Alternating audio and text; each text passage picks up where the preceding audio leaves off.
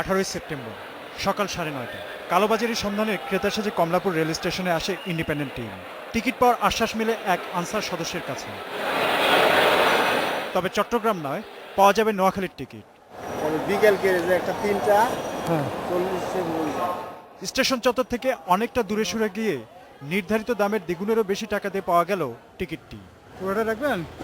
আবার দেয়া লাগবেই। কিছু দিলেন না, একদম পুরো ডবল। ধন্যবাদ।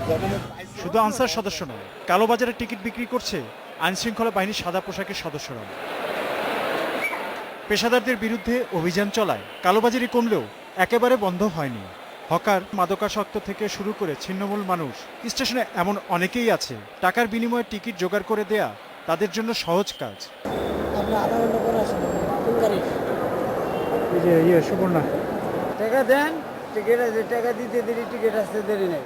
এর সঙ্গে এক শ্রেণীর স্টেশন কর্মকর্তা জড়িত বলেও তথ্য পাওয়া গেছে। তোমার তো আছে নিশ্চয় পরিচয়। আলিম স্যারের কথা মনে নেই। হ্যাঁ, আরে আলিম স্যার হালিম কোন পোস্টে? হ্যাঁ, 8 নম্বর কাউন্টারে। তবে স্টেশন ম্যানেজার বলছেন কালোবাজারি বন্ধে কাজ করছে প্রশাসন, আর কোনো কর্মকর্তা কর্মচারীর বিরুদ্ধে প্রমাণ পেলে নেওয়া হবে শাস্তিমূলক ব্যবস্থা। আমাদের বলা আছে যদি কোনো রেলের কর্মচারী যে ব্যক্তি হোক তাকে সাথে সাথে আইনের আওতা নেওয়া হবে এবং পানিশমেন্টের ব্যবস্থা করা হবে। অফিস কক্ষের দরজায় তালা ঝুলিয়ে ভেতরে বসেছিলেন ঢাকা রেলওয়ে পুলিশের অফিসার ইনচার্জ আব্দুল মজিদ। কথা বলা তো দূরের কথা, দেখাই করতে রাজি হননি তিনি। Khalid Arafat, independent news, Dhaka.